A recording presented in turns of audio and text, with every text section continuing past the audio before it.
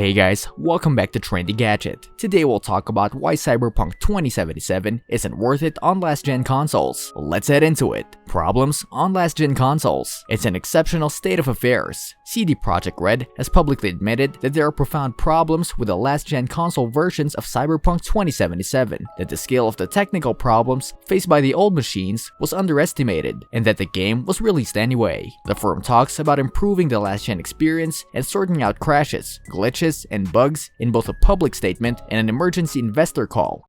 And welcome to the CD Projekt conference call. Today's conference is being recorded.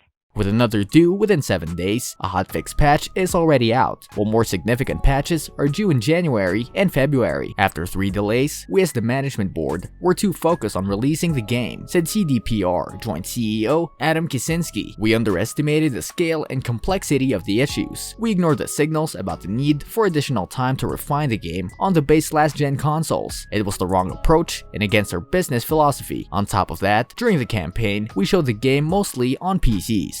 It was the wrong approach and against our business philosophy.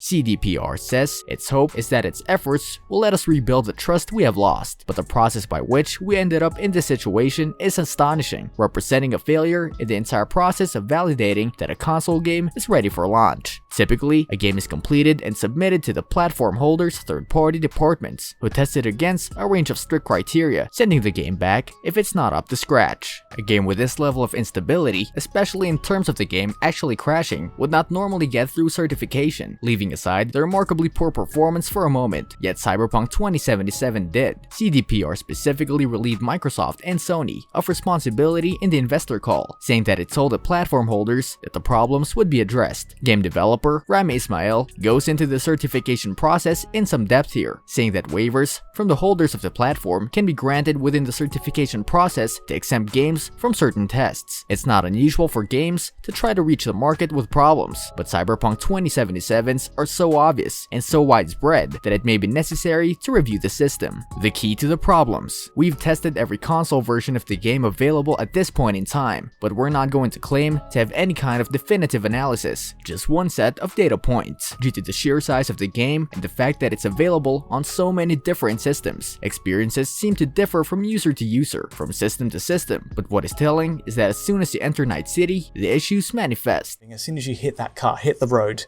it goes to the 20 FPS line. It's just way below what I expected. Even material that we have seen in demos, game areas that you would expect to see tested and retested over years, can have some profound problems. With that in mind, it strains credibility that CDPR thought that in time it was available, they would be able to address so many problems. In fact, the company's patch schedule indicates points to a game that requires weeks, if not months, of further development time. Furthermore, we believe what is relevant here is that the perceived definition of profound problems may differ from CD Projekt Red's. The developer does not specifically address performance in its official statement about the problems and remedies it is pursuing. Other issues, such as the crash of the game or the myriad bugs, are the only specifics we get. CDPR even warns us to be realistic about performance in the emergency investor call, but does so in a curious way by comparing Cyberpunk 2077 last-gen versions to the PC and next-gen versions. No one expects the Xbox One base to hit 60 frames per second like PlayStation 5, but it's just as important to dramatically improve performance so that we are not gaming for such of the 15 to 30 FPS durations as solving the various bugs and crashes. Perhaps this is what CDPR means when it says the patches will not make the game look like it's running on a high-end PC or a next-gen console, but it's going to be closer to that experience than it is now, but it's still very unspecified. In the low 20 FPS region, entire stretches of Xbox One gameplay can roll out, and dips below are frequent. It's also worrying that CDPR talks about the base consoles. At least